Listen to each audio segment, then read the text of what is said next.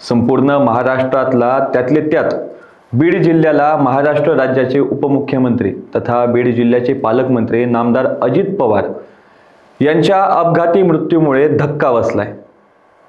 शोककळा पसरली आहे।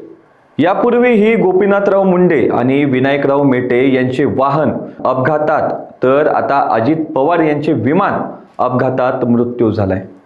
विशेष म्हणजे हे तिन्ही मोठे नेते बीड जिल्ह्याशी संबंधित होते। गोपीनाथराव मुंडे यांचे वाहन अपघातात निधन झाले तेव्हा ते खासदार म्हणून बीड जिल्ह्याचं नेतृत्व करत होते। तसंच केंद्रात मंत्रीपदही होतं।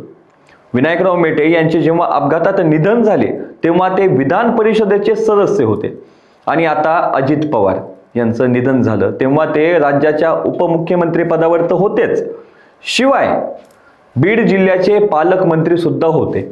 आणि हे तिन्ही दिवंगत नेते राजकारणात मोठे वलय असलेले तसेच सर्वमान्य नेतृत्व म्हणून ओळखले जायचे। त्यांच्यात असलेल्या विशेष धमकमुळे हे सर्वजण प्रत्येकाला सुद्धा आदरणीय सुद्धा होते। त्यातल्या त्यात हे तिन्ही नेते बीड जिल्ह्याशी संबंधित होते। बीड जिल्हावासियांना या प्रत्येकाकडून बकाल झालेल्या बीड जिल्ह्याचा विकास चांगल्या प्रकारे होईल अशी मोठी अपेक्षा होती। मात्र बीड जिल्हावासियांच्या अपेक्षांचा प्रत्येक वेळी भ्रमनिरास होऊ लागलाय। गोपीनाथराव मुंडे यांनी शून्यातून पुढे येत सतत संघर्ष करत राजकारणात मोठी उंची गाठली होती, तर विनायकराव मेटे यांनीही अनेक हाल अपेष्टा सोसून प्रत्येक बीड जिल्ह्यातच नाही तर महाराष्ट्र राज्याच्या राजकारणात आपला जम बसविला होता। तर अजित पवार यांनीही काका शरद पवार यांच्या सावलीतून बाजूला होत गेल्या काही वर्षांपासून स्वकर्तृत्वावर राष्ट्रवादी काँग्रेस पक्षाची धुरा समर्थपणे सांभाळली होती। त्यांच्या या परिश्रमाला चांगले फळ येत असतानाच त्यांच्या विमान अपघाताची व त्यात त्यांचे निधन झाल्याची काळी कुट्ट बातमी येऊन धडकली। यामुळे बीड जिल्हावासियांना मोठा धक्का बसलाय।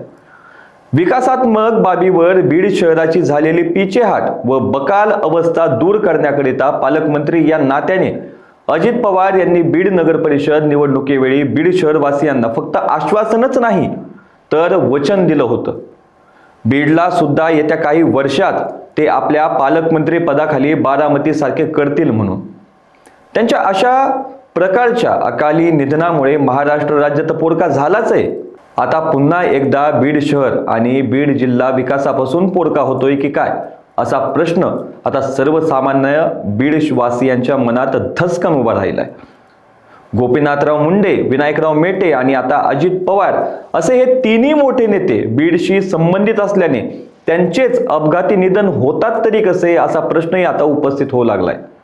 अशाच ताज्या अपडेटसाठी लोकांच्या टीव्हीला सबस्क्राईब करा आणि लाईक करायला विसरू नका।